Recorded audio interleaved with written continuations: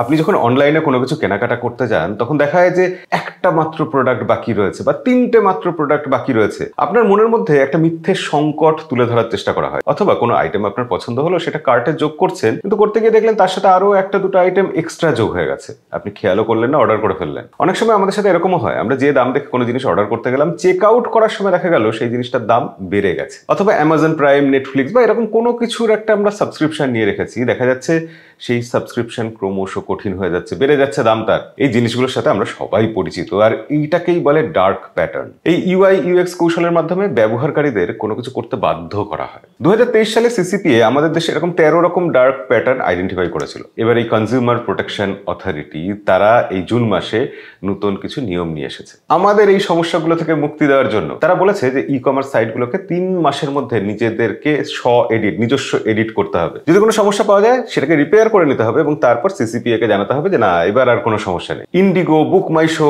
এরকম কিছু কোম্পানিকে কিন্তু অলরেডি নোটিশ পাঠানো হয়ে গেছে। আমাদের জন্য জাগৃতি অ্যাপ তৈরি করা হচ্ছে, যেখানে আমরা এইসব অসুবিধার কথা কমপ্লেন করতে পারবো, জানাতে পারবো। তো সিসিপিএ সরাসরি এই পদক্ষেপ রাখছে যে আমাদের ব্যবহারকারীদের আর কোনো মিথ্যে চাপ দেওয়া যাবে না, আমাদের উপর কোনো লুকোনো চার্জ চাপানো যাবে না। সঠিক পদক্ষেপ, ভালো পদক্ষেপ এবং একটা ভালো খবর দিয়ে আজকের টেক নিউজ আমরা শুরু করলাম। আপনারা দেখছেন আনন্দবাজার.com। আমি অভ্র। প্রতি সপ্তাহে আমরা টেক রাউন্ড আপ, অর্থাৎ গোটা সপ্তাহ জুড়ে গোটা দুনিয়াতে টেকের দুনিয়ায় কি কি হয়েছে, নতুন কি কি আপডেট এসেছে, সেগুলো আমরা এই ভিডিওর মাধ্যমে তুলে ধরি। এরকম আরো ভিডিও দেখার জন্য আমাদেরকে নিয়মিত ফলো করে রাখবেন। দ্বিতীয় খবর, টেক দুনিয়ায় এটা বোধহয় এই মাসের সব থেকে বড় খবর যে স্যামসাং এর আনপ্যাকড ইভেন্ট হতে চলেছে 9 তারিখ। অফিসিয়ালি সেটা জানিয়ে দেওয়া হচ্ছে। সেখানে আমরা স্যামসাং এর 7th generation Galaxy folding phone, Galaxy flip phone, এমনকি Samsung Galaxy Z flip 7 FE fan addition, সেই ফোনটাও পেতে পারি। এছাড়া গ্যালাক্সি ওয়াচ 8, ওয়াচ 8 ক্লাসিক আর ওয়াচ 8 আলট্রার 2nd জেনারেশন, সেটাও আমরা পেতে চলেছি। ফোনগুলো এবার স্লিক হয়েছে, এলিগেন্ট হয়েছে, একটু কিছু ইনোভেটিভ করারও চেষ্টা করেছে স্যামসাং। ডিউরেবিলিটি, বিশেষ করে হিঞ্জের ব্যাপারে স্যামসাং খুবই যত্ন নিয়েছে, কিন্তু এগুলো তো হওয়া খুবই স্বাভাবিক ছিল, এসব লিক তো আসতেই থাকবে। স্যামসাং সম্ভবত এবার তাদের ফোল্ডিং ফোনগুলোতে 8 বছরের অ্যান্ড্রয়েড আপডেট আর 8 বছরের সিকিউরিটি আপডেট নিয়ে আসবে। 8 বছর, আপনারা ভাবতে পারছেন? ততদিন অবধি কি কেউ একটা ফোন ব্যবহার করবে বা ফোনটা রেখে দেবে? ফোনটা বাঁচবে অতদিন? কি মনে হয় এই ব্যাপারে আপনার? কমেন্টে লিখে জানাবেন। স্যামসাং এবারে ওই 8 জিনিসটার উপর বেশ ফোকাস করছে। তাদের One UI 8 আসতে চলেছে এবং সেখানে বেশ কিছু নতুন জিনিসপত্র আসছে। কিন্তু স্যামসাং এর এরকম আনপ্যাকড ইভেন্টে স্যামসাং একটা কিছু সারপ্রাইজ অ্যানাউন্সমেন্ট করে। এবার সম্ভবত এরকম কিছু তারা অ্যানাউন্স করতে চলেছে যে তাদের ট্রাই ফোল্ডিং ফোন আসছে। একটা ফোন 3 ভাঁজ হয়ে যাবে, স্যামসাং এর তরফ থেকে আসতে পারে। এই অ্যানাউন্সমেন্ট নিয়ে কতটা আগ্রহ আছে আপনাদের? যদিও এরকম ফোন কিন্তু আমরা অলরেডি হুয়াওয়ে এর তরফ থেকে দেখে ফেলেছি। এরপর যে জিনিসটা নিয়ে সবথেকে বেশি হাইপ আছে সেটা হচ্ছে নাথিং ফোন 3। নাথিং এর ফোন 1 জনপ্রিয় হয়েছিল, ফোন 2 জনপ্রিয় হয়েছিল, কিন্তু ফোন 3 যে ডিজাইন দেখা যাচ্ছে, ক্যামেরার লেন্সগুলো অ্যাসিমেট্রিক রয়েছে এবং সেটা দেখে কিন্তু খুব একটা ভালো লাগছে না। লিকড ছবি, কিন্তু এরকমই সম্ভবত ফোনটা হতে চলেছে। ইতিমধ্যে আমরা জেনে গেছি যে এই ফোনে Qualcomm Snapdragon 8s Gen 4 processor থাকছে, 5150 mAh ব্যাটারি, গ্লিফ ম্যাট্রিক্স যেটা পিছন দিকে থাকে, যেটা নাথিং এর বৈশিষ্ট্য, সেটাও থাকছে। ফ্ল্যাট 120 Hz এর ডিসপ্লে এবং তার সাথে থাকছে 3টে ক্যামেরা, পেরিস্কোপিক জুম লেন্স সহ।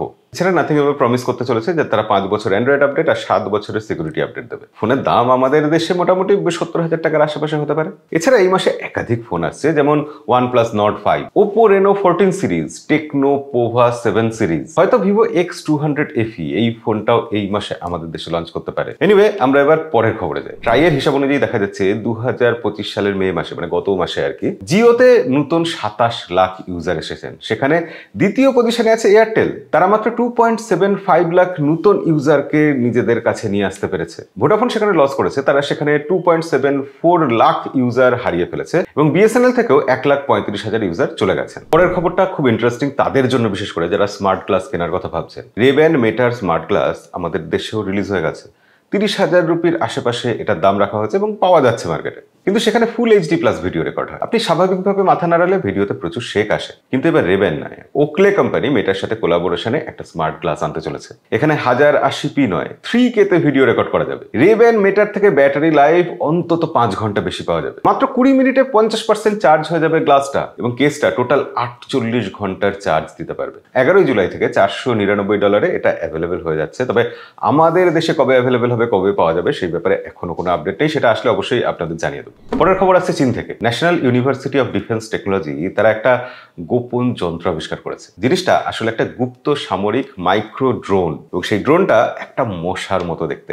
ইনফ্যাক্ট তারা একটা মশা বানিয়েছে যে মশাটা ড্রোন হিসাবে, স্পাই হিসাবে কাজ করবে, এবং এটার সাইজও প্রায় মশারি মতো। দৈর্ঘ্য মাত্র 1 থেকে 2 সেন্টিমিটার, ওজন মাত্র 0.3 গ্রাম। এর মধ্যে সত্যিকারের মশার মতো উইংস মানে ডানা টানা রয়েছে, পা রয়েছে, দেখে আপনার মশা বলেই মনে হবে। এই জিনিসটা গুপ্তচরের কাজ তো করবেই, এছাড়া হ্যাকিং, পাসওয়ার্ড চুরি করা, এইসব কাজ করতে পারবে। এছাড়া বায়ো ওয়েপন বা জীবাণু, বিষ বহন করে নিয়ে যেতে পারবে। ভাবুন, একজন বিশেষ মানুষকে মারা দরকার, হত্যা করা দরকার, তার গায়ে মশা নিজের হুল দিয়ে কিছু বিষাক্ত পয়জন বা যে কোনো কিছু বিষাক্ত জিনিস দিয়ে দিল, সেটা কতটা মারাত্মক হতে পারে ভবিষ্যতে।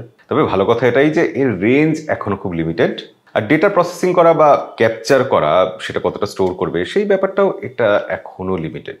তবে হ্যাঁ, এইরকম জিনিস ভয় পাইয়ে দেয় যে ভবিষ্যতের পৃথিবী কি হতে চলেছে। এই ব্যাপারে আপনার কি মনে হয় কমেন্টে লিখে জানাবেন অবশ্যই। আজকে শেষ খবর শুনলে মনে হয় টেকনোলজি তো এই জন্যই তৈরি, এটাই তো টেকনোলজির আসল জায়গা। ব্যাপারটা এরকম যে রব গ্রেনার, তিনি নিউরালিঙ্কের 6 নম্বর পেশেন্ট। এর আগেও নিউরালিঙ্কের চিপ মাথার ভেতর বসিয়ে দেওয়া হয়েছে সফলভাবে 5 জন পেশেন্টের। তো তিনি 2022 সালে একটা কার অ্যাক্সিডেন্টে নিজের চলাফেরার ক্ষমতা হারিয়ে ফেলেছিলেন, হাত নাড়াতে পারেন না বা কোনো কাজ করতে পারেন না।